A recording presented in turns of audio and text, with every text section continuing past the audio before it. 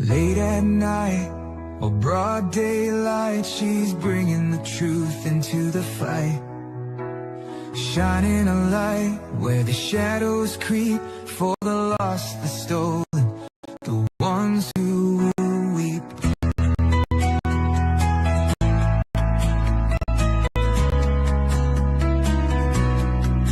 She won't turn away, she won't back down, even when the loony clowns come around. Threats don't shake her, lies don't win. She stands for justice. Want the truth, want the best, wanna be safe as you chat. Find kids true crime, it's worth your time. She's got your back, she's on the line. YouTube, Twitter, TikTok too, Facebook stream, she'll fight for you.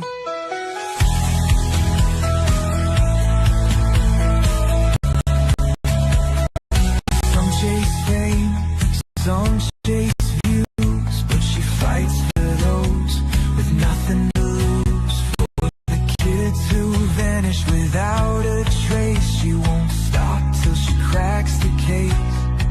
They try to silence, they try to scare, but truth don't break, and she's still there, showing their game. Justice comes when you speak their name.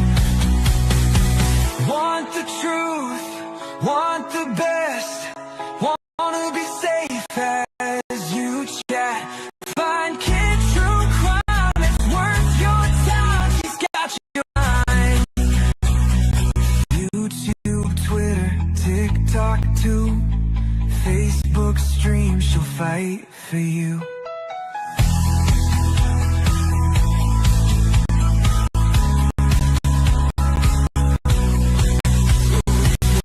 Lost or need a voice, kids stand strong, she makes the choice. For victims gone, for those in need, she's fighting hard, she won't concede. Want the truth, want the best, wanna be safe as you chat. Find kids true crime, it's worth your time. She's got your back, she's on the line. YouTube, Twitter, TikTok too, Facebook streams, she'll fight for you. At the end of the day, this is all we have to say.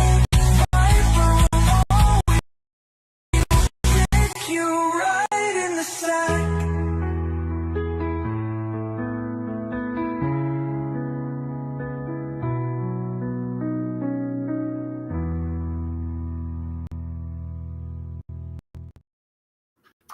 Hey people. Hey people. Working, but I'm here. Oh, thank you. How are you, Patty Sturgis? Patty Sturgis. Take their turn. Hey girl. Hey girl. It's been a while. My prayers go out to everyone involved in this. I know. That's right. That's right. You know it. Misty. I want to thank everybody, by the way, who has reached out to me. If I haven't reached out to you back, it's not intentionally, okay? Now, if you'd make a phone call, I'd pick up my phone. Otherwise, I'm just sitting here in silence. Like silence of the lamb. Nah, just kidding. That's tuber, not tuner. Oh, okay. Missy, but I do need to talk to you about something. It's kind of important, actually, and I was thinking about calling you today myself. How am I cracking? I think you're cracking. Hold up.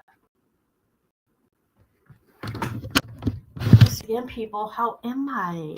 See, I hate these headphones. Am I better?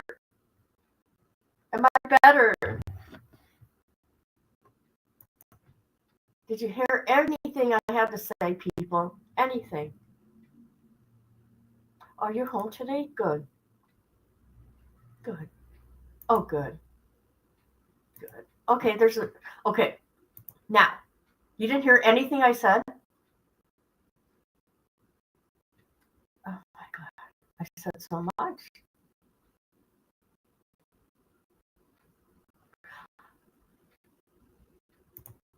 I'm gonna leave and come back.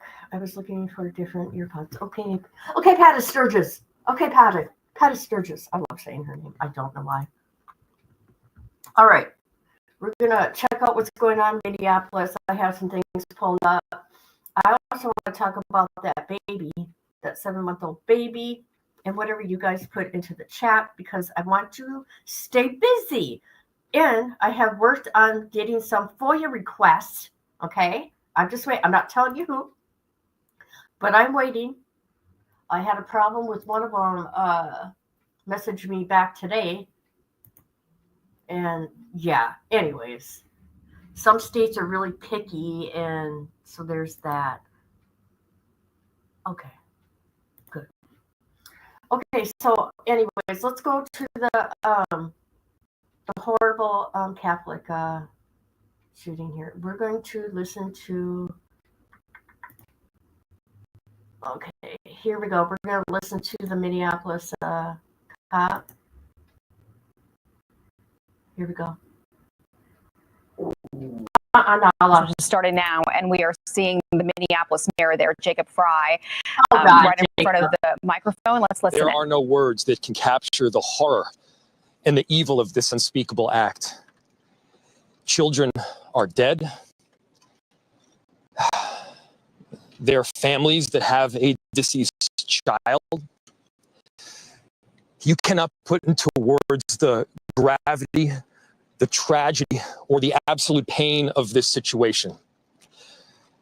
We are a Minneapolis family. But to everybody out there, do not think of these as just somebody else's kids. Those families are suffering immense pain right now. Think of this as if it were your own. Every one of us needs to be wrapping our arms around these families, giving them every ounce that we can muster. These were Minneapolis families. These were American families.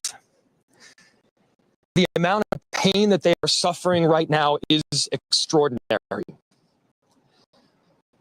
And don't just say this is about thoughts and prayers right now. These kids were literally praying.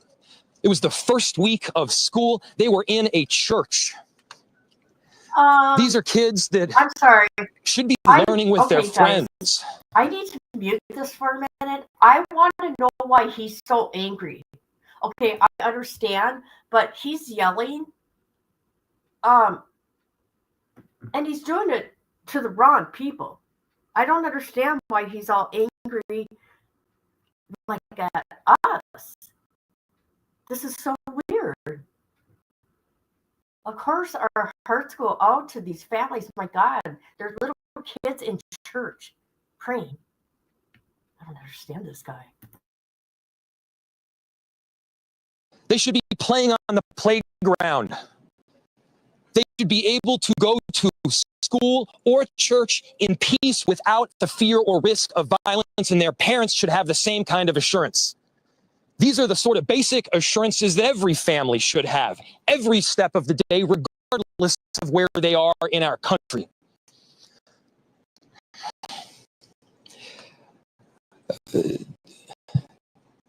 I'm so deeply saddened, and I'm so sorry to the families that I know are suffering right now. My ask is to everyone, stand by them. Love them. These families have forever been changed, and we've all been changed with them. We need to do everything possible to support them through this time. We have a family resource center that has been set up. I'm grateful for all of the law enforcement agencies from a number of different jurisdictions, all the different departmental support that we've received. They're going to be working tirelessly. There's also a family resource center that is being set up as we speak to make sure that we're there for everybody. Again, to the families that are suffering, to those that have experienced loss, I'm so deeply sorry. We're going to be with you every step of the way. We love you. This kind of act of evil should never happen, and it happens far too often. The chief will provide additional details.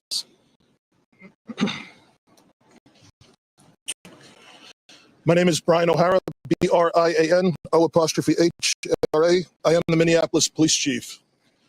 Earlier today, just before 8:30 a.m., our city experienced an unthinkable tragedy. Minneapolis police officers responded to a report of a shooting at a mass that was happening at the Annunciation Roman Catholic Church on the block behind me. This worship service was marking the first week of school for children that are attending the Annunciation Catholic School. During the mass, a gunman approached on the outside, on the side of the building, and began firing a rifle through the church windows towards the children sitting in the pews at the mass. Shooting through the windows, he struck children and worshipers that were inside the building. The shooter was armed with a rifle, a shotgun, and a pistol. This was a deliberate act of violence against innocent children and other people worshiping. The sheer cruelty and cowardice of firing into a church full of children is absolutely incomprehensible.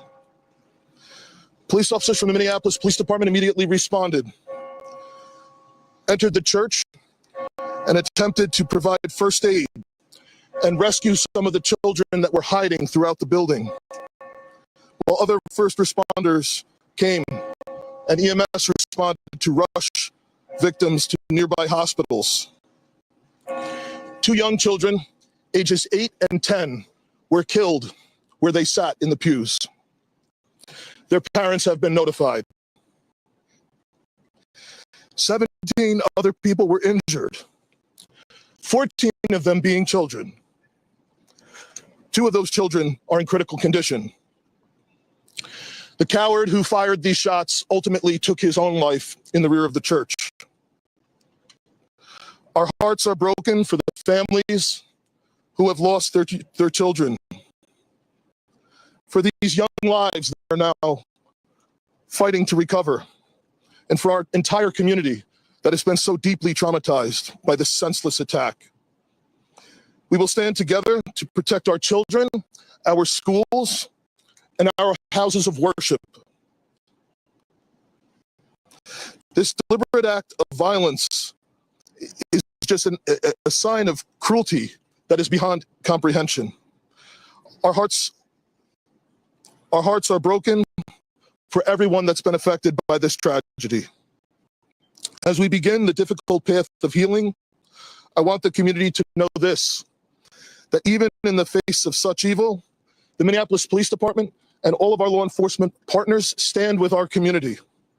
We stand with these families and with this parish. We will continue to be here for you. The investigation is obviously in its preliminary stages, and I will attempt to take some questions to provide further information. Chief, what can you tell us about the suspect in this case? How old was he? Any kind of motivation? Any notes or any other information? So we were looking, the question was, what can be said about the shooter?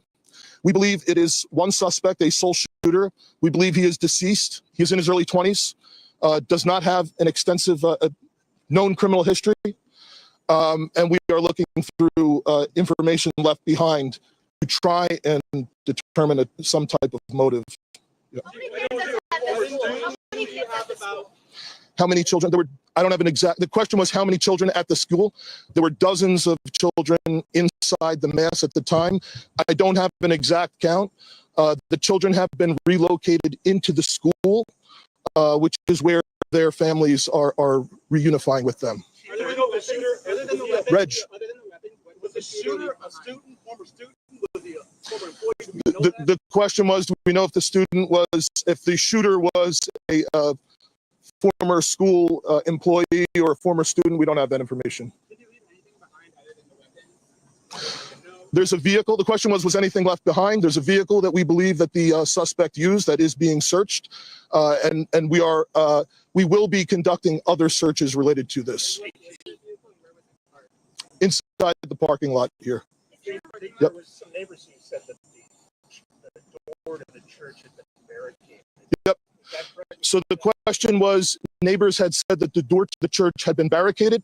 The shooter approached on one side of the church building, and on that side, at least two doors, it appears there had been like a 2x4 placed. So not all of the doors around the building, but on the side where the shooter did fire. And on the outside. On the outside, yes. Were there any explosives that were found? The question was there any explosives? There were reports of that. There were no explosives or improvised devices that we found. I do believe that there was one, I guess you would call it a smoke bomb, like not an explosive, but a sort of a firework that would release smoke. And which side of the building? North, south? The side that is closest to us here on this side. Yep. Any reason why it's also at these nearby homes? I don't have specific information on that I can release. Yeah, the question was, is he dead from a gunshot wound? The answer is yes. We believe he took his own life in the parking lot. Was this outside or both inside that he was shooting? The question was he shooting outside and inside? He was absolutely shooting outside of the building on the side of the church, inside through the windows. It appears he may have gone inside, but I don't believe we've located any casings inside the building. So I'm not certain if he fired also while inside. It appears, if not all, most of the shooting happened outside the building. Is this shooting related to any other shootings that happened in the last So, 24 hours? yeah, Taylor's asking, is this related to any of the other shootings? This does not appear to be related to any other shooting in the city. The question was how many rounds? I would say it's in the dozens. We don't have an exact count. There's a sidewalk on the outside as well as a grassy area. So obviously we are going through and taking our time to process the scene. Was he firing just one weapon, like the rifle? The question was he firing one weapon? We believe he had fired all three. He had a rifle, a shotgun, and a pistol. Chief, was this individual licensed to conceal and carry? Did he have any? Were the weapons, was he lawfully carrying the weapons? I don't have that information. And I don't have information on any significant criminal history either. Was he dressed at all in any actual type of gear? Appeared he had some black clothing on, his cargo type pants. I guess you could interpret that as, however you like. All right, Yeah. ladies and gentlemen, thank you for helping us to get the information out today.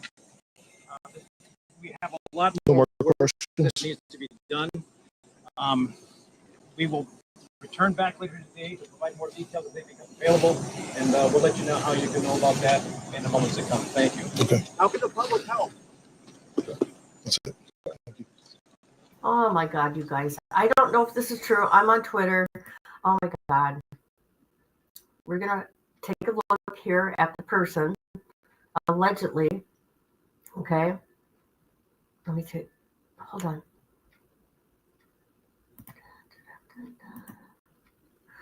I want to say hi to everybody. Brenda, hi, Brenda. Hi, Amber. Who else is new that came in? I wasn't looking at the thing. I was trying to find out who the shooter was. I don't know if this is right because you know how Twitter can be, X, whatever you may call it. The alleged shooter at the Catholic Church is a 22-year-old biological male transgender who posted a manifesto on YouTube. FBI and the police have ID'd this male by name. Oh, really?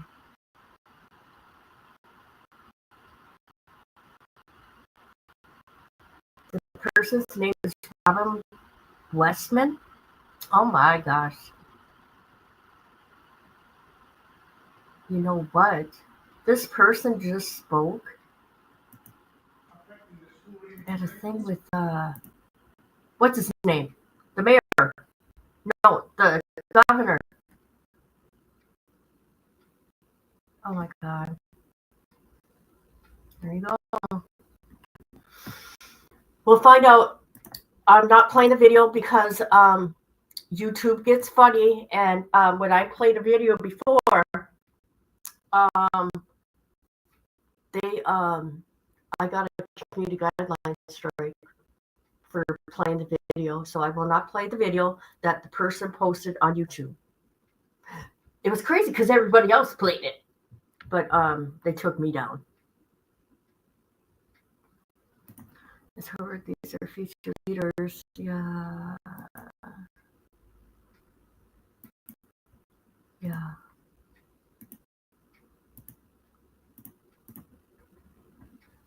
All right, I want to watch. Let's see. There's something else here. So we already listened to the mayor.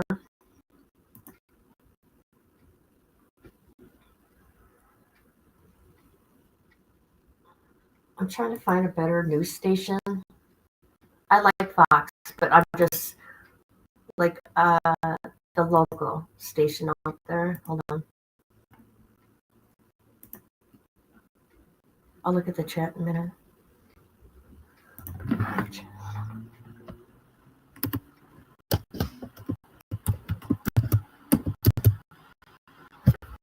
Okay.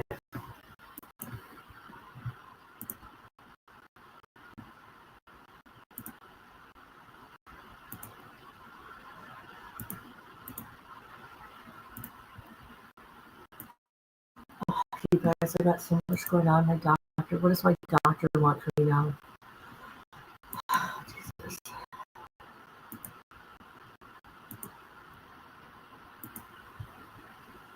All right, here we go. Why, Yeah. right? This is just the, for those of us not close enough to be just traumatized by the violence of somebody you love.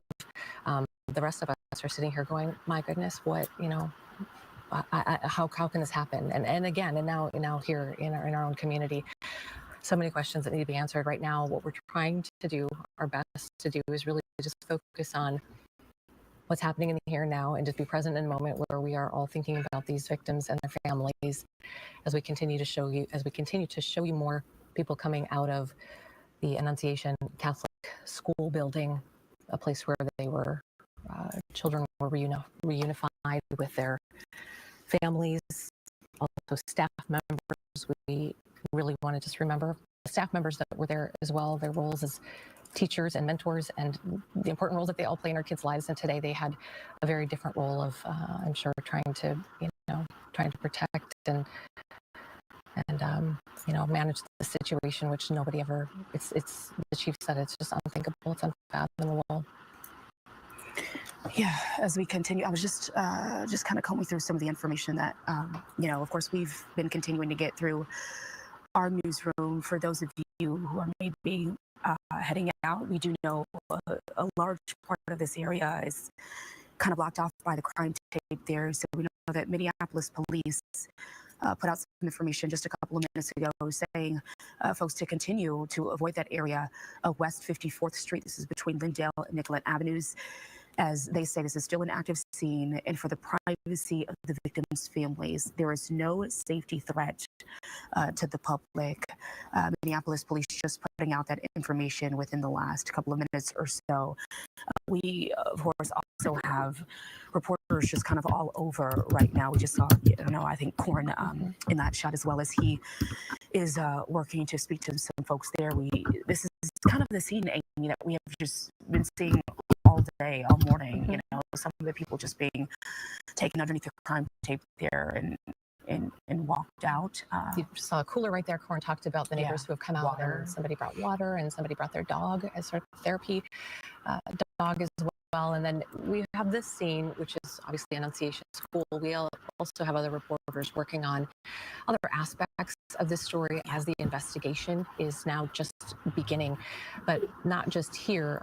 Investigators clearly trying to figure out who this person is, making sure that imminently right now there's not another threat to anybody else, but also just understanding, as we said, the why and a possible motive here. So as I'm looking at social media, I'm sure those of you at home are also scrolling social media, maybe as you're watching our live coverage as well. There's, as often happens after things like this, there's a lot out there right now, and we will bring you information as we get it confirmed.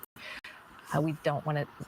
I will bring you guys information before the news does, like always. Just saying.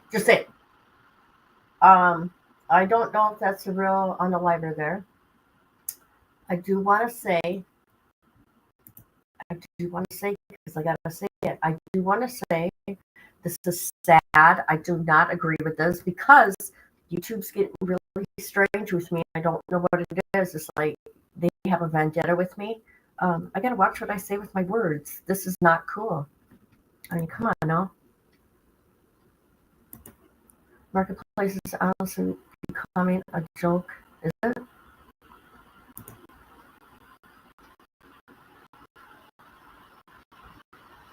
Oh, really?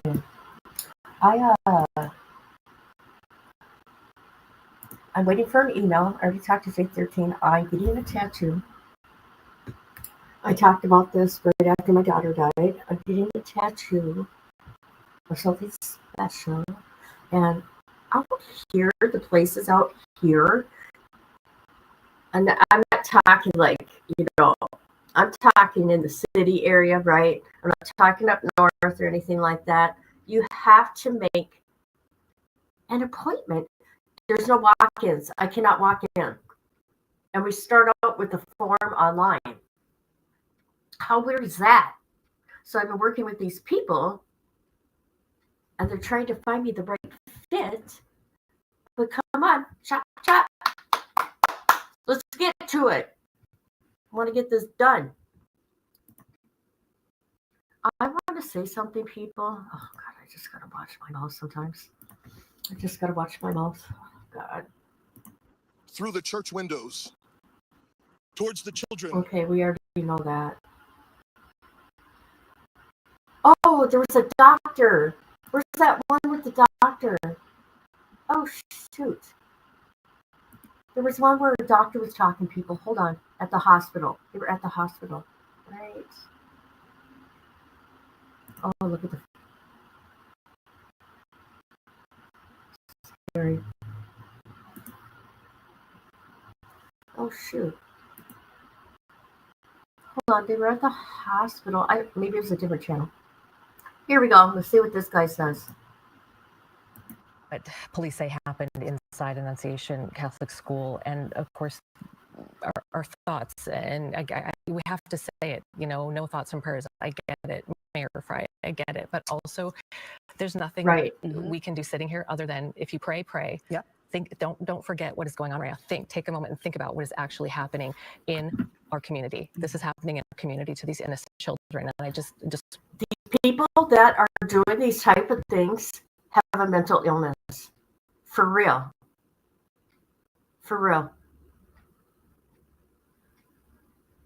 Well, anybody to do anything like this, but these, I gotta keep.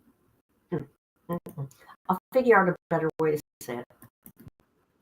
Don't want to forget that. And part of what our Corn Hoggard is out there right now, part of what he's been doing today is, Corn, you were there early on, and you were watching some really painful moments as these parents were coming and picking up their children. Yeah, absolutely. But I kind of want to take this in a different direction, okay? Because one of the things I've noticed out here is just this community's instinct to help. We've been out here since shortly after this happened, and I'm getting a little emotional about it because, I saw so many people rushing out here, not trying to get in there and get information, but to try to help their neighbors. My brother's next door neighbors were over here just hugging everybody as they came out. I saw another neighbor who came and brought 2 dogs to let children pet a dog on their way out from this thing. I saw another random man just kind of walk up here and dump a crate of water. I'll get more to you on that a little bit later because I know we got one more thing to a.m. this morning. That gave us time to mobilize all of our resources and prepare our teams. We are a level 1 trauma center, and we prepare, we train for this. Having said that these incidents are never easy. We've had 2 in the last 24 hours that have occurred, these mass casualty incidents. The one today, we received a total of 11 patients from this incident. 2 of them were adult patients, 9 pediatric patients. 4 of them required the operating room. And up to this point in time, there have been no fatalities related to any of those patients that were brought to our organization. I want to take a moment to tell you how proud I am to work for this organization and the teams that were involved, the resources, again, that were mobilized, our surgical colleagues, our medical medicine colleagues, our amazing nursing staff, our psychologists that help process these events for us, environmental services, all those involved. Hennepin EMS brought in all the critical patients from that scene to our organization, and we were very lucky to have 2 emergency medicine, emergency medical services directors that were on scene and able to provide us with really important information that, again, helped us to prepare for this event. So I don't have any individual or specific information about the patients at this time for you, so that's all I can share. Thank you for being here. Any questions? You said they were in critical condition. 7 were brought in as critical patients, and at this time, I don't know the updates on what the conditions are. Oh my God, you guys, that's awful. So 2 have been unalived, 7 in critical, 4 in surgery. Dang, how sad. There were, again, 9 of the 11 patients were pediatric ages. I can't remember the exact ages. I believe it's 6 all the way up to 14. That's the range. Can you tell us a little bit about what type of teams you had working this morning, how many people it takes to treat a scene like that? Yeah, whenever that type of a page goes out, again, it really puts into motion a lot of big response from all the teams. And so because we're a level 1 trauma center, we have to, mobilize certain types of resources like, operating rooms and the surgical services. We have to have emergency providers and nurses. We have to, mobilize things like the laboratory and the blood bank. So there's a lot of planning, and again, a lot of exercises we do throughout the year to prepare for these events. And unfortunately, we respond to many of them throughout the year. Can you talk about the injuries at all, or any type of what you're seeing here with some of these patients? I can't get into specifics, but we are dealing with gunshot wound injuries from apparently a high velocity weapon. And gunshot wounds can be very problematic because they can involve multiple body systems. This is what I got to say. They require a lot of Because resources that guy was shooting from the parking lot. From my understanding, allegedly he walked into the church, and that he was parked in the parking lot, but he shot through the windows in the parking lot. Now, I would think that this day and age, especially Catholic churches, would have they'd be on lockdown. You know what I mean? Not lockdown, but like, okay, my grandkids' school, right? You can't get in. It's locked, right? So I'm kind of shocked that he was able to get into this Catholic church. Again, we see a lot of gunshot wounds here at Hennepin Healthcare, and we're among the best in the nation every year at managing penetrating trauma. So we are used to seeing them. Does anyone tell us where the status of the 11? Are any of them still in surgery? I don't know the status of that. I can't share that with you at this time. Can you confirm the families of some of the victims that made their way here? Yeah, we've had quite a bit of effort to stand up a reunification center across the street here in our clinical specialty care building. And so to my knowledge, I believe all or almost all of the families and loved ones have been reunited with patients and know their status. Do you know if anyone is being treated at any other locations? My understanding was we had a lot of the non-critical patients that went to Children's Hospital, and I believe one went to Masonic Children's Hospital as well. I don't know that the status of any of those patients. Can you speak to the toll it takes on physicians here about to handle these types of cases, the fast handling the case within hours? Yeah, it does take a toll. Thank you for asking that. For asking that question. I think again, we have psychologists that we have dedicated to our emergency department to help with our providers and our nurses and other workers that manage these types of events. Again, we've had 2 mass casualty events happen in the last 24 hours. I mean, that does take a toll.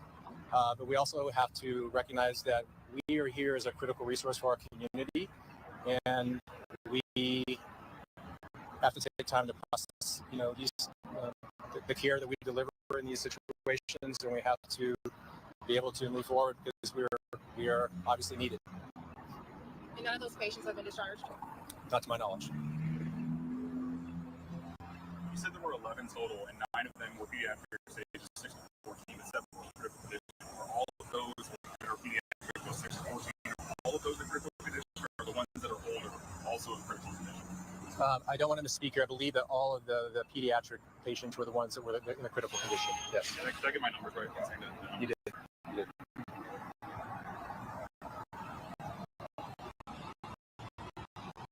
Can you give us your specific title one more time, Doctor?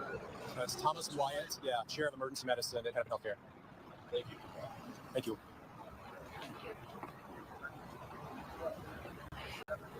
Check out our newsroom too, because I will be posting the exact information on the patients, their conditions, just those general conditions and the numbers. The Hennepin Healthcare Newsroom. Thanks for coming. All right. We were just listening to a press conference being held primarily by Dr. Tom Wyatt. Okay, I keep checking for the alleged, what's this? Hold on. We will do that in a little bit. We'll get it cleared up here. Okay. Are we able to hear? Are we able to hear, Jillian? Are you there? I'm here. Okay. Thank you. So talking about specifically houses of worship. Okay. Because Hold on a minute. So what happened before this? I don't know. All I know, this guy was in a church parking lot. This guy, Robin Westman, the alleged shooter, is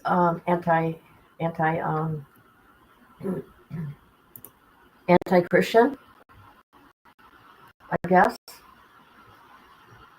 And he made a video with all different weapons, with all different sayings on the weapons. I'm not showing it because I don't want YouTube to give me a strike. And one that said to on a live Trump also. Mental illness people.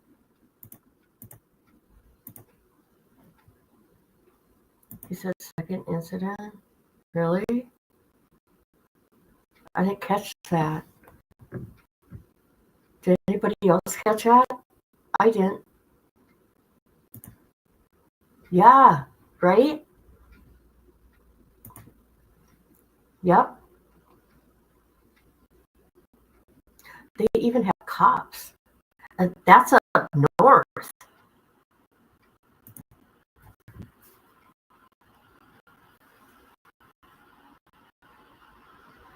And just so you people know, I'm still not allowed to see my grandchildren. Okay? However, the reason why is because I don't want to get yelled at. And I don't feel like talking. I don't feel like talking.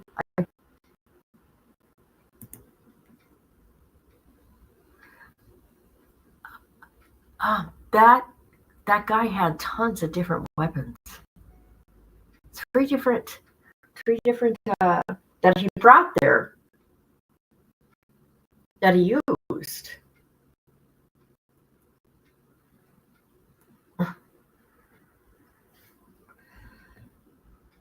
Yeah, nothing I can do about it. You know, me and Tabitha would talk about things. My baby girl that I lost. And we could talk about a lot of things.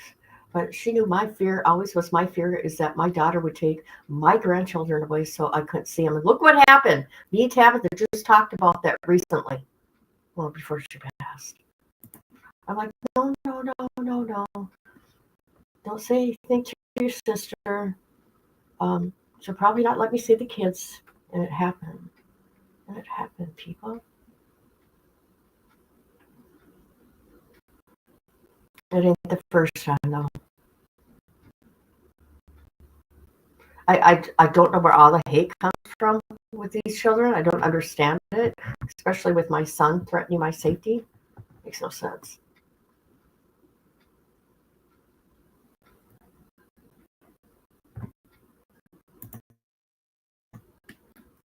But yeah, see, these are some things I need to talk about, people. However, everything else I'm going to do on Patreon because they watched me, okay? My ex-husband and his girlfriend, they watched me. Plus, I seen them. They're sub to me because I say their name. And so, yeah, all my talking, all my venting is going to be on Patreon. So, my mods, get my Patreon link. Get my links for stuff for me, please. Please. So I can focus on doing things here. Running this show, people. But let me get it for now. Here is the link to my Patreon. Okay? This is where it's going to go down, people. This is where it's going to go down.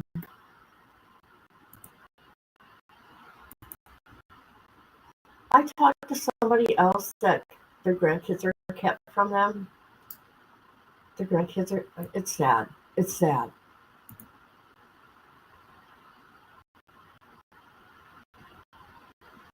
It's very sad. You don't know how to mod? Yeah, you do. I just, you guys, I'll have to teach you. I'll have to teach you what to do. Okay? Okay, so let's carry on with the show. I just had an event for a minute. You guys know that. Because I've been sitting here in silence for a week. I figure what better thing to do is to come online, right? There's a lot going on. Okay, let's. That is a situation here that, boy, that really takes it to a different level. Houses of worship. Okay, this is a person, the Violence Prevention Project. Okay, I want to find out if they found out who that person was. Here as they do the investigative part of this, and then the others who are helping out with the victims and the families. It's just so many people in our community right now who are just doing incredible work to try to find peace for some people and to try to find answers for other people. And we're so grateful for the first responders and law enforcement and everybody who's been out there in such a coordinated, quick response that we've seen here in reuniting families. They did do a good job at, you can tell they practice for stuff like this, right? Sadly. Well, it's a good, oh, I don't even want to talk. It makes me so sad. Is this the kid's house? What is this? Investigation. We're seeing a lot of other vehicles kind of pulling up too. We saw some people in tactical gear walking up this morning as well. So this is the scene. You can see there's tape up right now. You can see this is very much a blocked off road. We saw some bystanders, some drivers asking us, why is this road blocked off? We think and we believe that this is connected to the shooting, of course. It's just about a block or two away from the school and the church. And this is what we're seeing right now. A lot of these are also trying to figure out what's going on too. They're shocked to hear that agents are kind of looking into this home right now.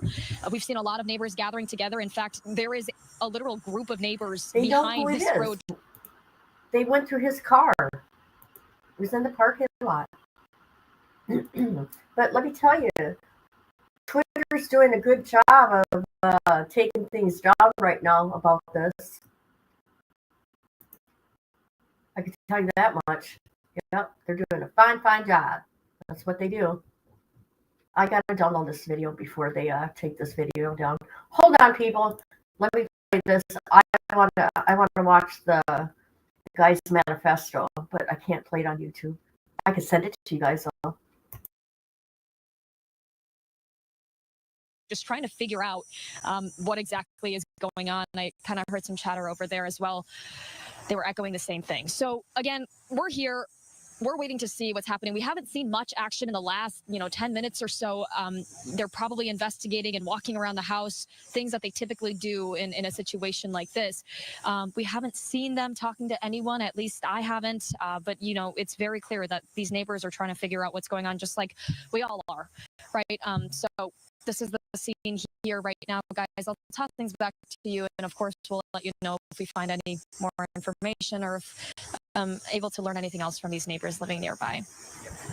All right, Say, are you able to, because I can't really see much maybe on the sides of you, is there anything else, in that particular area, I guess, just kind of paint a picture of this particular area? Sure. Yeah. I mean, to your point, it is really hard to see for ourselves too, just because, this whole area is blocked off. And when I say that, I'm talking about the sidewalk as well.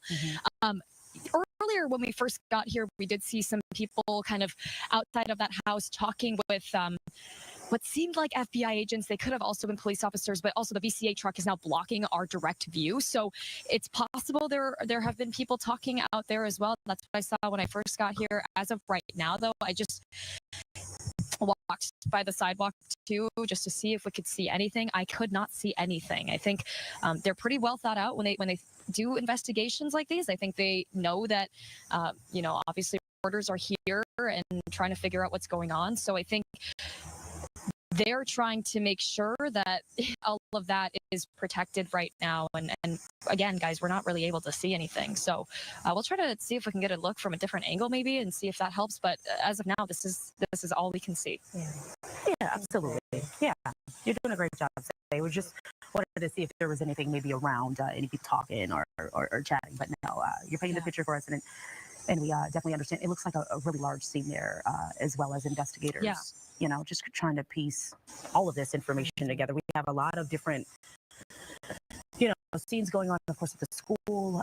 We have this particular location, which is near the school, that we believe is connected to this particular shooting. So all of us just kind of walking through this investigation together. Thank you so much, Say.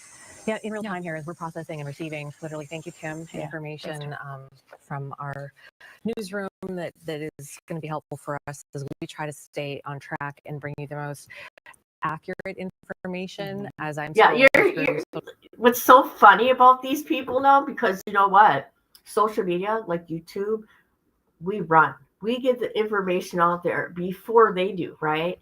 Just saying, okay, Fox 9, don't be hating. I'm not hating on you, but they do the same thing we do. They're doing the same thing I'm doing. That's funny. I'm not reading nothing out. No way. And heck, this individuals make, oh my God, doing weird shit. No, because YouTube don't like me. Try real quick. No time to get her full recorded. No.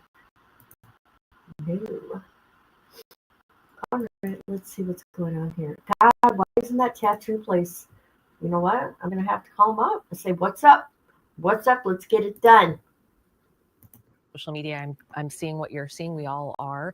Yeah, we're saying the same thing, lady. We are just not able to report information until we're able to confirm it. Okay. And I think, especially in a situation like this, it's just... This is what they're trying to confirm. I'm going to tell you right now. They're trying to confirm if Robin Westman is the alleged shooter. That's what they're waiting on. Robin is a transgender that is anti-Christian. I'm just putting it out there. Alleged. All this is alleged right now, but that's what they're looking into and waiting on. Stands. We want to be able to be as accurate as possible, and this is just the respectful thing to do for the families who are going through so much for right now. So if things are seeming a little, we go to say, and she's standing in front of an empty area. Yeah. I mean, this is what we need to do now, is just to let you know that we're here, we're following this.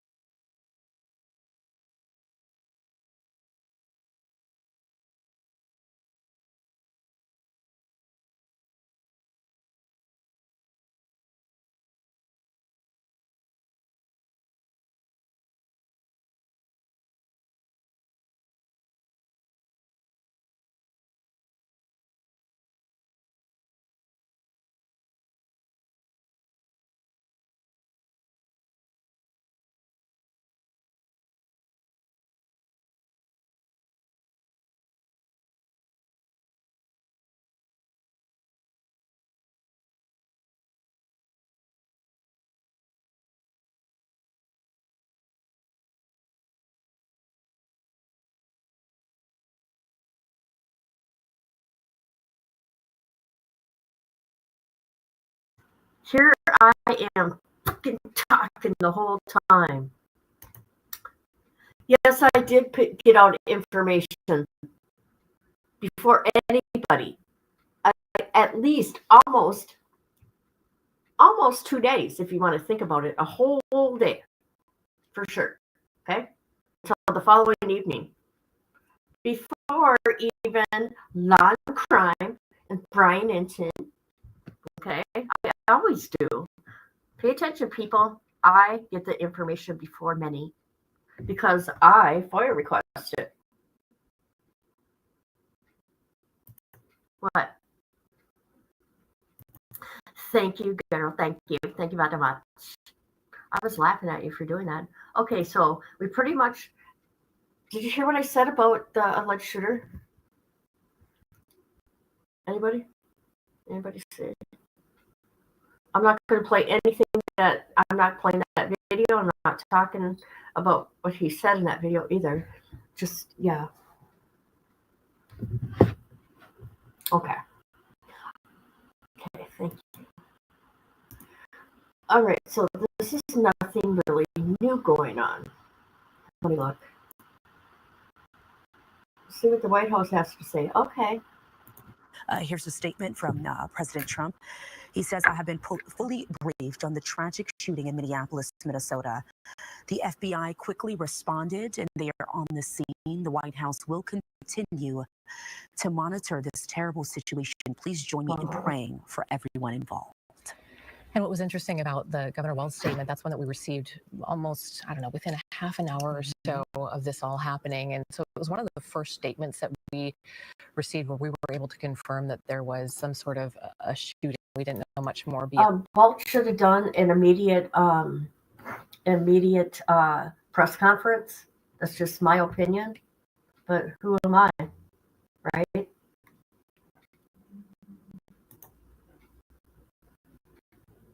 Hold on, I'm going to see if there's something new about this guy. Hold on. Nope. Because TikTok is making sure, or Twitter's making sure that you can't get the information. Jesus.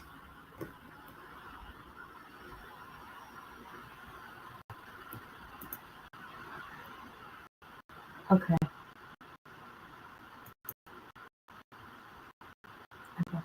On that. We're going to watch about the little boy. What's his name? Emmanuel. Very sad case. These parents are sick. Brian, I like Brian. He's one of my favorite reporters. Besides Nate. Okay, the baby's father, Jake, he told a fake inmate in jail what he allegedly did with the baby's body. these people did a thing saying that the baby was kidnapped. Has anybody been watching this story unfold? Hold on a minute. Let me speed this up.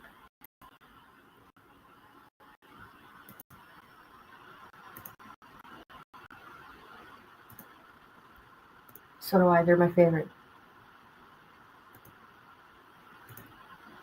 Anything Gabby Petito, everything on the East Coast, I get from Brian, and from the West Coast over there, Nate. Anything to do with Lori Vallow. You haven't heard about this case?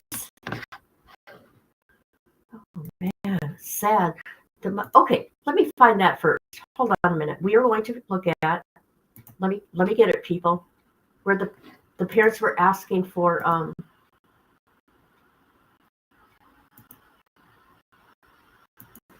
saying he was kidnapped.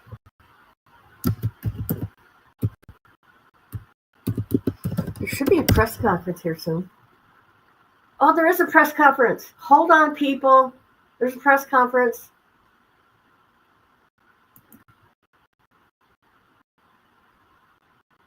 Hold on.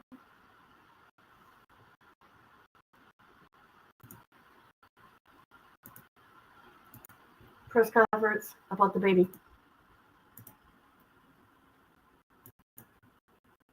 All right. What is going on with the internet today, man? Why isn't there any sound? What's going on here?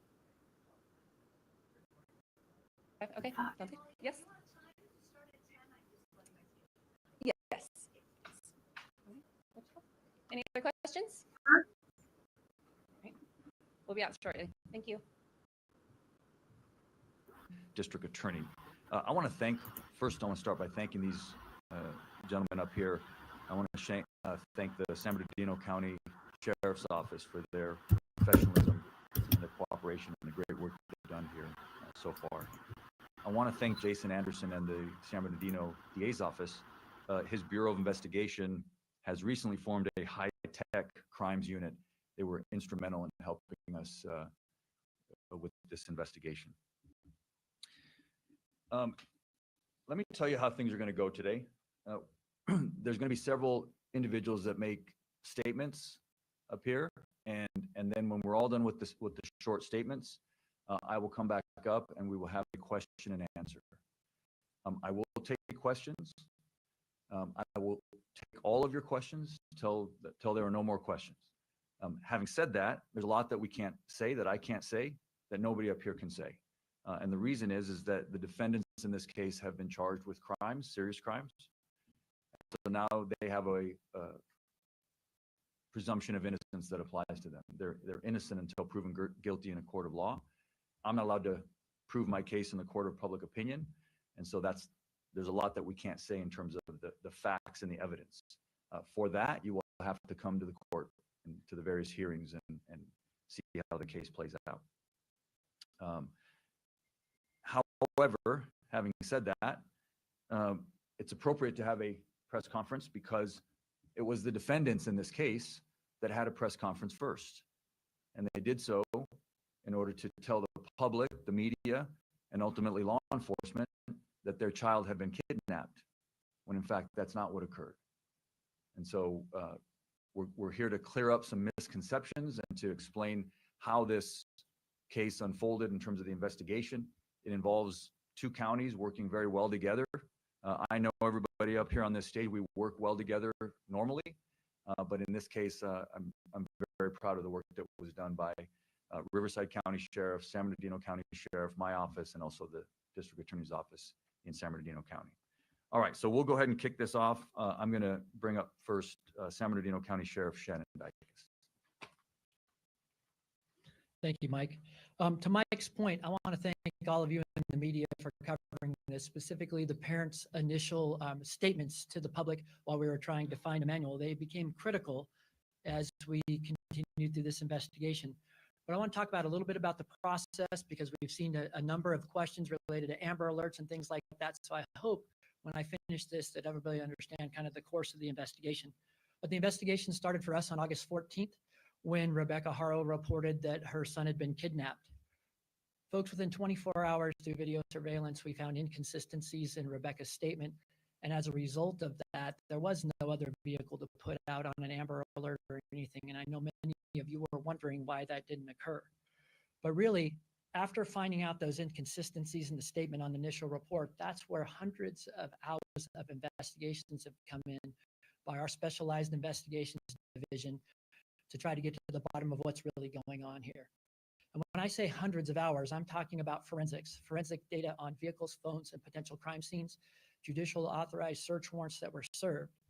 And through that process, that's where we learned the jurisdiction of where this has occurred was in Riverside County. So hence the Riverside County DA and Riverside County Sheriff's Department, which I can't stress enough. We've had a long-term partnership. We work well together and we know how to get things done in these environments. But that's why the jurisdiction had changed from the original jurisdiction that was reported in, which is Yucaipa, California.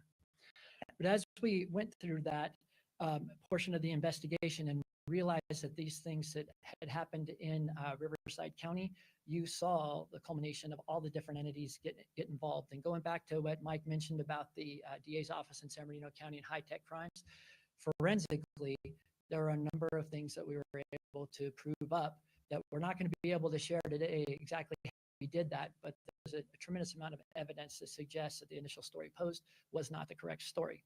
So in that partnership with our agencies, I'm going to introduce my partner, Chad Bianco, where this crossover occurred at Riverside, and we reached out to Mike, who's obviously filing the case, and of course, Chad to assist us in the investigation. Chad? Thank you. Like Sheriff Dicus, I just want to thank all of you for, especially the normal mainstream media, for your attention to this and for your cooperation in this as we were assisting San Bernardino in this investigation, trying to originally find a missing baby, but then eventually quickly learning that that investigation was not something that it started as. Not so much for social media and keyboard warriors who quite honestly sometimes hamper and prevent us from a good investigation. I do want to expand a little bit about our relationship with San Bernardino. A lot from the media, a lot of questions have been raised about jurisdiction. And what Sheriff Dicus and I routinely talk about to our own communities isn't really necessarily displayed in the media or said to the media, but neither one of us care about jurisdiction. Our belief is that the Inland Empire is better served when we are cooperating and working together. And in this investigation from the very beginning, it was obvious that it could involve both counties. When something like that happens, particularly in this case, the original investigation began with Sheriff Dicus, and if he chooses to take it to the end, he will, which obviously he did. And my position is Sheriff Dicus is responsible for this and the assistance of my department. So there is no asking us, there is no anything like that. It is, we have to serve our public best, and he has every single available resource that the Riverside County Sheriff's Office has to offer to make sure that we provide justice in this case. This is an extensive investigation with both agencies that ultimately is headed by the supervisor of the Detective Bureau from the Sheriff's Office in San Bernardino. But the cooperation, as you can see, between the both counties is what is going to bring this to a successful conclusion. There is absolutely nothing, no crime more important than the injury of a human being, particularly a child. And the amount of resources that were expended to find this baby and to ultimately bring the people to justice responsible for the loss of this baby, I can't even tell you the amount of resources that were expended in this. It is a massive investigation that will obviously be ongoing, and we appreciate your efforts. This involves a lot of things, though, from us, and hopefully there are more questions to be answered, but I'll end it by saying this before we get into more questions specifically about this case. This was preventable in numerous ways. The amount of response we have had from the public, the enormous anger that a child was not only originally thought to be kidnapped, but then presumably murdered, kind of warms my heart a little bit, that there is compassion still out there. There is care about other people. There is, people actually do care about other people. There is absolutely nothing worse than harming a baby. Broken bones, injuries, life-altering trauma. And had that case been successfully handled how it should have been, Emmanuel would still be with us today. So I thank you all for taking the time and the effort to make sure that the world sees this investigation, and we will successfully bring it to conclusion with the help of both DA's offices. Thank you, Sheriff. I neglected to mention that Sergeant Nicholas Clark is the lead investigator on this case. So even though he's San Bernardino County, he will be functioning as the lead investigator on this case, which is ongoing. The investigation is ongoing, even though we have filed charges. And then Brandon Smith is going to be the lead prosecutor on the case, obviously Riverside County prosecutor. And with that, obviously you all know, yesterday in court, we filed murder charges on both Jake and Rebecca Harrell. We also filed filing of a false police report. And with that, I will take questions. I know you're going to have a lot of questions. I do want to lay some ground rules.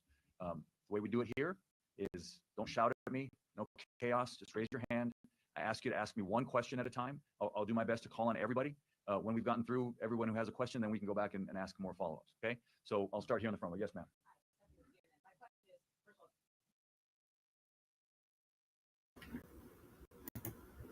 Yep, I already gave all the information. I got a copy. It's sick. But I'm not showing on YouTube because when I did before something like this, I got a community guideline strike. So I'm not showing it. But I will send it to anybody I should say, wants to see what this sick individual did. And how are you, Betsy Ross? Oh, yes. From my understanding, allegedly, there's another child, a little girl that was, I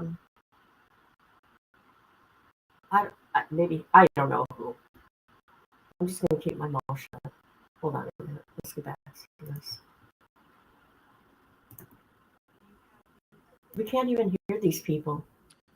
You know, yes, we have a pretty strong indication of where the remains of baby Emmanuel are. So that investigation is ongoing at this time. Yes, go ahead. Matt Johnson, Court TV. What was the information that led to the initial search of the 60 in Moreno Valley? Sheriff, you want to take that? I'm not going to go into great detail about that, but there's some level of cooperation with the suspects involved in this, and we're trying to locate that, and our job is to follow every lead. But for the rest of the room here, we have to understand what you're dealing with is an experienced child abuser that is aware of a previous case, that is aware of evidentiary things that we are certainly concerned with. So we're going to take every step to not only work with any suspect or witness involved in this, because at the end of the day, we have to bring a case to Mike and they have to charge it, and we have to make sure that every single thing, no matter what is told to us or what we discover in terms of evidence, is the right thing, and that we follow it up extensively. Who's next? I'll go to you first, and then to you. Go ahead.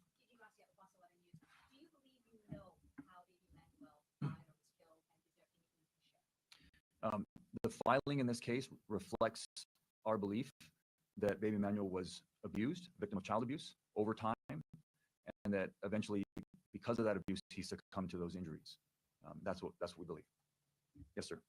Eddie with Action. I noticed on the arrest record, the booking record, that you have Jake Harrell as murder with malice, and also another murder charge as well. We charged both Jake and Rebecca with murder. Who's next? Yeah, go ahead, Rob. This is in reference to what Kat was talking about, but can you go into some detail about that case in 2023 and what happened there? Sure. Yes, I will. So in 2018, Jake Haro with his ex-wife, there's another child who they were prosecuted for child abuse as well, child neglect, cruelty. That child was also an infant, and that came to the courts, arrested in 2018, and it came in to the courts in 2023. We had charged various felony crimes, child abuse, child cruelty, and our indication or what we wanted out of the case was prison. We believed it was a prison case and that Jake Haro should have gone to prison. Jake Haro pled straight up to the court, which sometimes reporters get this wrong and you call it a plea bargain. Judges are not allowed to plea bargain. Defendants can plea bargain with the prosecutor, but when a defendant pleads up to the court, they plead to everything that they've been charged with, and they're essentially throwing themselves on the mercy of the court.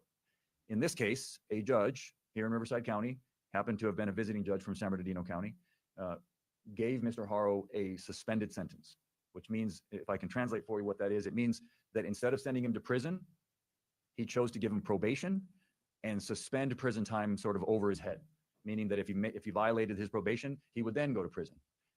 My prosecutor in the courtroom objected to that and said on the record, we object. We think it's a prison case. You should send him to prison. And the judge decided, as is the judge's right to do in that case, he decided that Mr. Haro deserved an extra break and gave him probation and basically 180 days of work release, which ends up being like community service. I will say that it was an outrageous error in judgment by this judge. And I don't have any problem saying that. I'm not attacking the judge personally. That decision was absolutely outrageous. Mr. Haro should have been in prison at the time that this crime happened. And if that judge had done his job as he should have done, Emmanuel would be alive today. And that's a shame, and it's an outrage. And I hate to say that, but when our criminal justice system breaks down, I'm going to just call it like it is and tell you it broke down. It's not how it's supposed to work. The judge had obviously meant well. At the end of their sentence, he told Jake, I'm giving you a big break today. Don't mess it up. But I want to point something out to you. I want to read to you the injuries. The child's name is Carolina. She is still alive today, but she is permanently bedridden. She has permanent damage, cerebral palsy, that is a result of long-term child abuse. I want to read to you the injuries that were presented in court to this judge at the time of that previous prosecution. Acute fracture of the posterior left rib, 5th rib, healing fractures of the posterior lateral 6th, 7th, and 10th through 12th ribs, healing fractures of the 6th and 9th through 12th ribs, partial bone fracture of the skull, brain hemorrhage, significant prevertebral soft tissue swelling of the neck, and a healing tibia fracture of the right leg. This is severe abuse for an infant. And so whatever you think of the criminal justice system. All right, I'm going to be on a little project. I'm going to find out who this judge is. Sure am.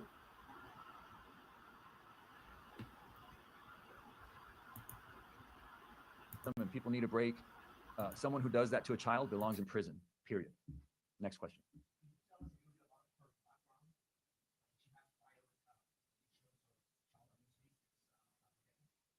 Not to my knowledge, no. Yes.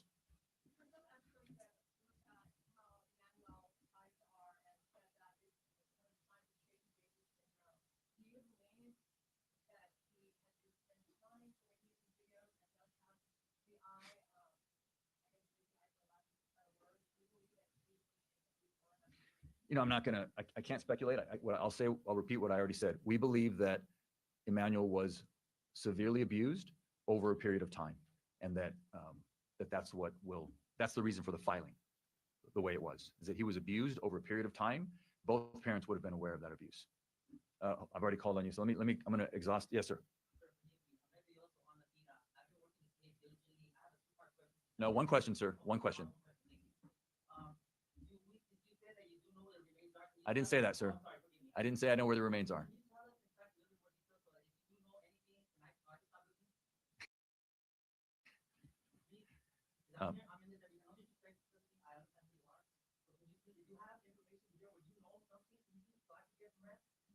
Well, you should get some rest, sir.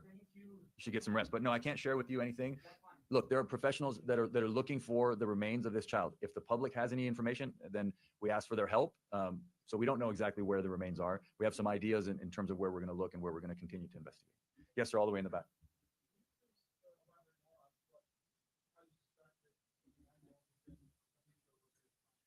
No, I'm not going to do that. That's unfortunately, I understand it's an obvious question, but I just can't go into it. Those are things that the evidence will be presented in court, and I'll have to wait till we do that.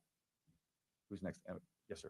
Can you explain, I know they both have charges on against them. Do you believe that Jake or Rebecca both were actively involved in abusing Emmanuel, or was she just complicit in what he was doing, or the other way around? Can you explain any more about that? All I can explain is what we've filed. We filed murder charges on both of them and making a false police report on both of them.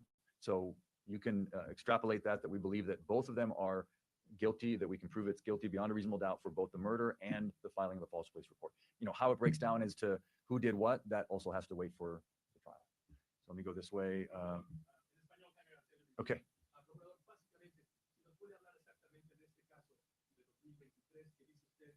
comenzó en 2018 y pudiera ser el eslabón que hubiera evitado en caso de que el juez hubiera dictaminado una sentencia diferente que este niño Manuel tuviera. Pues ya dije lo que puedo decir, fue una tragedia increíble y no hubiera sucedido. El juez hizo un gran error y juzgó mal y el sistema se quebró ese día. Jueces, fiscales, defensores, todos tenemos un deber y tenemos que hacer nuestro deber en nuestro trabajo. Todo lo que puedo decir. Pero básicamente no debió haberle dado la libertad bajo palabra. Claro que no. Le dio libertad condicional y esto fue un caso de prisión. Cuando uno hace daño así a un niño, debería ir a prisión. Eso es lo que dice la ley. La ley dice que la sentencia debe ser prisión por crímenes de este nivel de gravedad. Y en este caso le dio probation. Let me go to you. I haven't called you.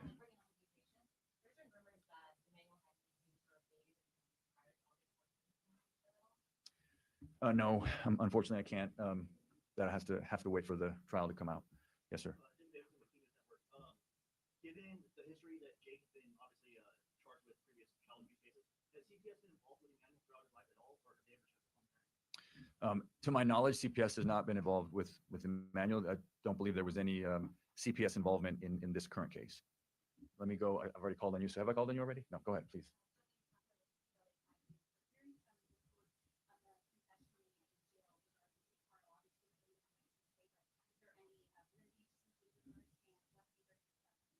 I can tell you that that's not true.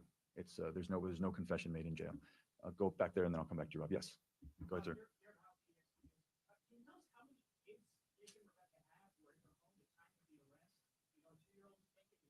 Yeah. Well, there's the 2-year-old and then baby Emmanuel. Yeah.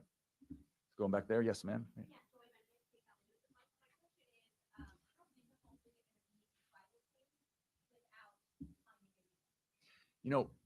A no-body homicide is always difficult, but obviously with an infant, we know that baby Emmanuel didn't, leave on his own or is not, didn't leave town. Obviously, it's a little different when you're talking about an infant, but we have a lot of experience in this county trying no-body homicides, and we're confident that we can gain convictions in this case. Yes, ma'am.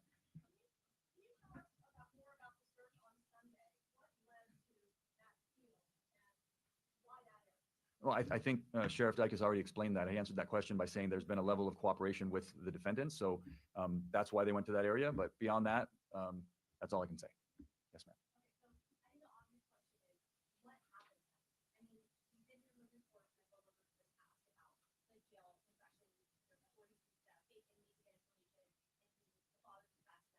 Well, see, that's not true. So I don't know where you, well, no. See, this is what happens when you've got all these folks out there online and these keyboard warriors. You get a lot of misinformation. And what you just said is not true. It's misinformation. So that's what I'll tell you did not happen. Okay. I can't talk about the facts of the case. Well, no, I'm giving you information about baby Emmanuel. I'm giving you information about the cases and the investigation, but what you just said did not happen. And so, that's not, I can't be responsible for when you guys get it wrong. Go ahead. I know you're not found the remains yet, but based on the level of cooperation of the suspect and what you know so far, is there strong likelihood that remains were at least at one point in that land? Yeah, I'm just not going to comment on that. We're looking for the remains. These investigation is continuing. We're hoping to find the remains of baby Emmanuel. Yeah, please, Sheriff. This is to that and to the question before. The problem that we are having in this, basically even on the question that was asked 2 questions ago, is someone posts something on social media and then you all believe that it's true. I actually complimented the mainstream media because you've actually been reaching out to us for comment and actually been printing what we've told you. It hasn't been the sensationalism and the wants for clicks for social media. And that is doing nothing but harming this investigation. And when you form your opinion and come in here and ask questions like that, you're not serving the public in any way. The question way earlier, get some rest. There should be no one out there looking for baby Emmanuel except for us, because all you're going to do is complicate things in the future. And the one thing that I emphasize that I want to make it clear here, the reason this is happening relatively quickly and the reason why we got such a handle on this fast is I believe that the Inland Empire is served better by their 2 sheriff's offices than any place in the state. And this particular case doubled its efforts. So instead of having 4,500 people looking for baby Emmanuel, you had 9,000. And so how did we get all of this information? It's called investigation. And we have 2 entire departments doing nothing but sifting through evidence, searching for evidence, trying to figure out what happened, who was responsible, and how we're going to successfully prosecute it. And misinformation, lies, and purposeful misdirection is going to do nothing but harm this investigation. And I am begging all of you with cameras out here, don't be a part of it. You wasted yours in English? I'll get back to you. I'll get back to you. No, I've already called on you. I'll go ahead. I started with you. Go ahead. Go ahead.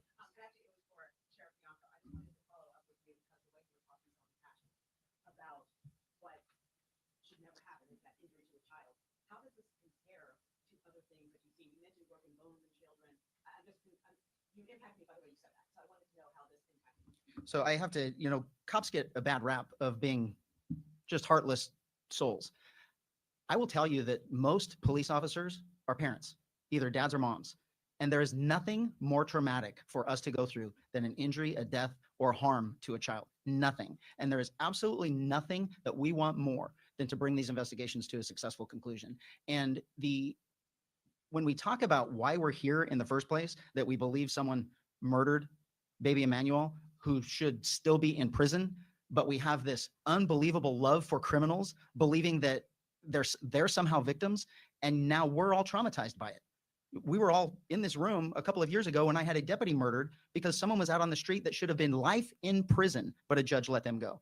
We have an absolute breakdown of the justice system, and we are not preventing other children from being harmed when someone like Jake is allowed to be out on the streets harming children. And so the anger that I have, the frustration that I have, then combined with the misinformation and everything else, when for all of us and our employees, there is nothing more important to us than the death of a human, particularly a child. I'm going to work the back. Yes, sir.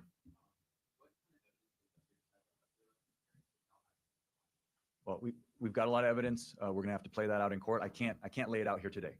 Okay. So yes, right next to him.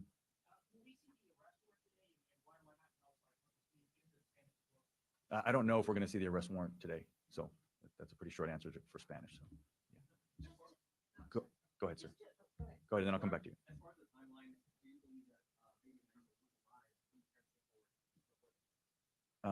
I just can't say. I'm not going to give a timeline. Obviously, baby Emmanuel, we have a theory as to when his death occurred. And then I've also shared that we believe that when the parents came forward, it was to tell the public something that wasn't true. Go on which way? Go ahead.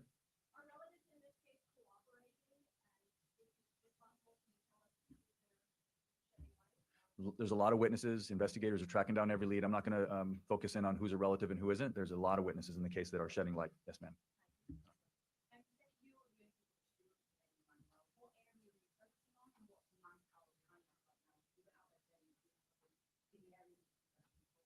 Right. So I'm not going to say, as Sheriff Bianco just mentioned, when you have members of the public that are out there doing their own searches, all it does is potentially prejudice and damage the case. So please let the sheriff's departments do their job. They know how to do this, right? We're helping with them, anything they need from us, but they are the ones driving this investigation, and they will track down every lead. I have all the confidence in both of these great sheriffs and their great departments. This investigation is ongoing. Yes, ma'am. In an effort to dispel all of that misinformation that we're seeing on social media, has a plea deal been offered to either Jake or Rebecca? Is that a possibility? And is this a death penalty case? It's not a death penalty case. We did not, and we're not able to file special circumstances, and that's what would be required for it to be eligible for the death penalty. This is, we filed 2 counts of homicide, which in this case is murder, against both Jake and Rebecca. So not a death penalty case. Was there, what was the other? Has a plea deal been offered No. to either one? And is that still a possibility? No. No, we're not interested in a plea bargain with these individuals. We're interested in a trial and getting to justice. Yes, sir. Where are we in terms of representation for these defendants? I don't know. I don't know. That's not something that I have any knowledge of. Going back, yes, ma'am.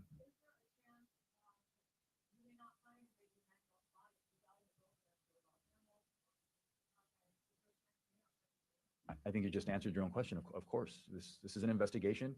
We're searching for evidence. We've got 2 great sheriff's departments doing what they do best.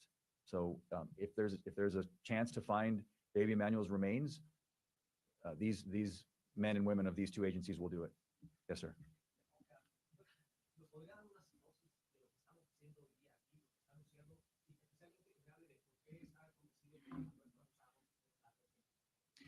Estamos aquí porque estamos acusando formalmente a Jake y Rebecca Haro de homicidio y de presentar un reporte falso a la policía. Los padres del bebé de 7 meses permanecen detenidos bajo una fianza de $1 millón. Más de eso no puedo comentar porque no puedo hablar sobre la evidencia en el caso porque eso tiene que suceder en un tribunal, en corte.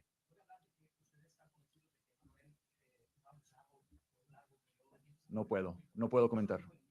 No, dije que sí, estamos convencidos que el bebé fue abusado por un periodo de tiempo, o sea, tiene 7 meses, o sea, sobre su vida de 7 meses, que fue abusado sobre tiempo. Yes, sir.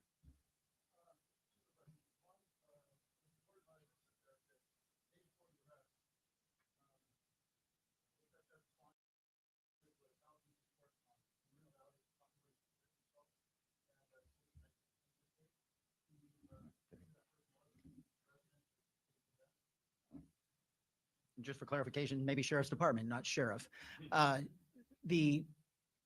There was a call for service that was generated by Jake that we investigated concerning a child abuse case, and that's all I can give you on that.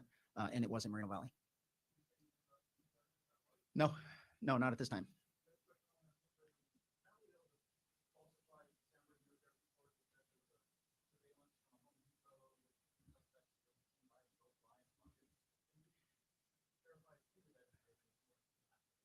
I think we've answered that already. If you are not getting information from his office or my office, you are doing our public an unbelievable disservice. We don't care what someone posts on social media. And if you all are going to believe that and then generate questions based on those comments, we're not going to get anywhere in this. If it did not come from our 2 agencies, stop believing it. That's all I can tell you.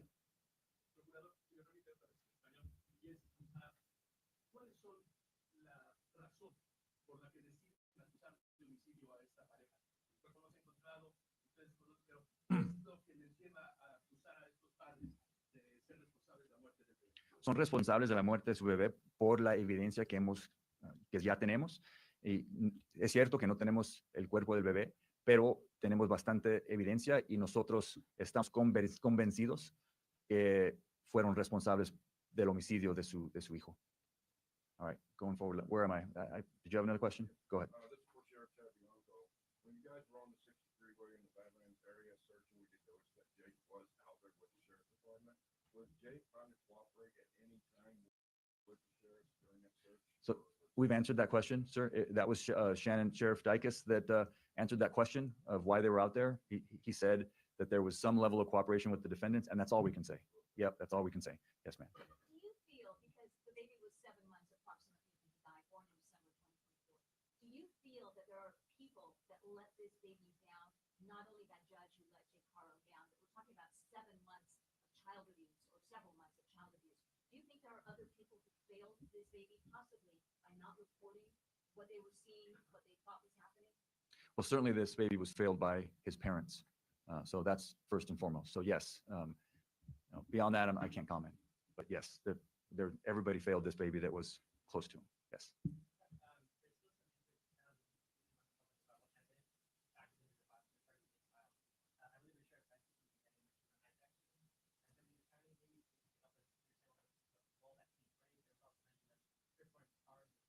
Yeah. So I can't comment on the evidence in this case, but what I can tell you is that modern homicide investigations are very tech heavy. And we have two very modern, cutting edge sheriff's departments in Riverside County and in San Bernardino County. And so, yes, what you mentioned was the high tech crimes unit of the San Bernardino DA's office, their Bureau of Investigation. They assisted. And beyond that, I can't say what they found. That can't get into the evidence. But yeah, this case is going to be built on, like almost all homicide cases now, electronic, digital evidence. It all comes into play. Go ahead. Did the family ever seek medical attention for baby Emmanuel since he was born the day he was missing? I can't comment on that. Sorry. Yes, ma'am. What's next is, first and foremost, the investigation will continue, and it's led by the San Bernardino Sheriff's Department, and then also Riverside County Sheriff's Department assisting, and then the prosecution will begin. We filed the case. The case will begin to work its way through the criminal justice system here in Riverside County. Other folks. Yes, we're coming to the end here, I think. Go ahead.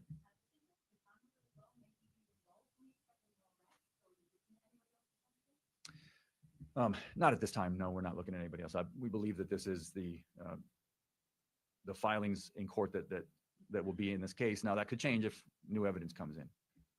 Yes, sir. I'm not aware of a house fire next door. So, yes, sir.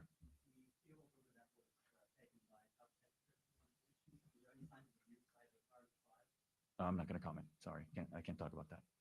Anything else? Las acusaciones ahorita son asesinato malicioso, doloso. En español, si de encontrar el cadáver y otra evidencia pudiera cambiar a que usted presentara cargos de asesinato con circunstancias especiales Sí. que acreditaran la pena de muerte para esta persona. Sí, podría cambiar si encontramos más evidencia y la situación cambia, los cargos pueden cambiar. Anything else?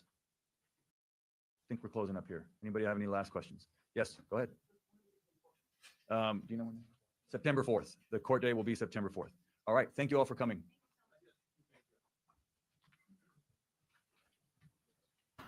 All right, so there's that poor baby. Okay, so I'm doing some research behind the scenes here, you know that, of the shooter. I'm going to show you what the shooter looks like. I went to see if the shooter had a criminal record. So this is Robert, aka Robin. Well, so there's that.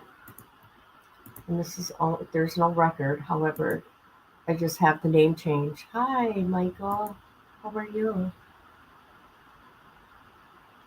It will have 0. Really?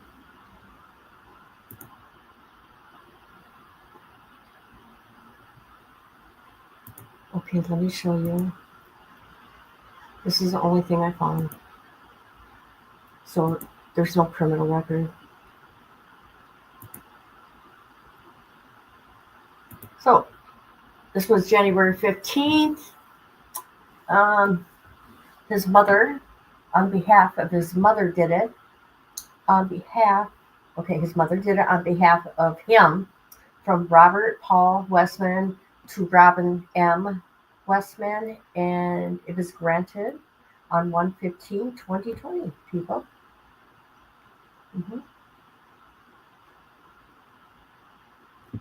Aren't you guys able to see that? What is going on here? There we go. Sorry, something's going on behind the scenes there. So I just thought I'd show that. If you guys want to see the video that this clown put on YouTube, I'm not showing it here because YouTube will strike me. I'll send it to you. Hi, Katie. Yep. Um, but I'm probably gonna get going for now. But hey, Michael, do you got like a channel? Are you gonna go there?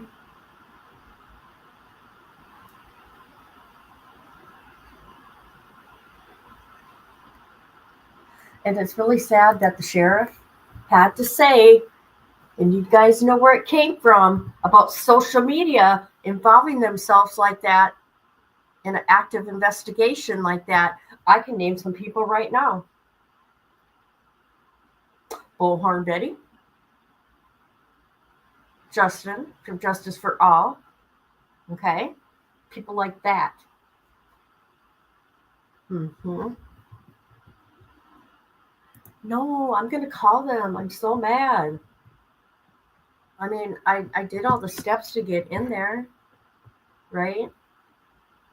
And you can't just walk into, you got to pick, be careful. If you're going to get tatted up, you know this, J13, because you're tatted up. You just got to be careful. There you go, right? So I'm not just going someplace to go someplace, right? What'd you say okay for? I'm so lost. Oh, yeah. No, but my doctor emailed me and I better get some stuff done, and my niece called me. So if there's any updates, I will come back. There is a story that me and J13 might do. I don't know. I thought you were up. So what? So what? So what?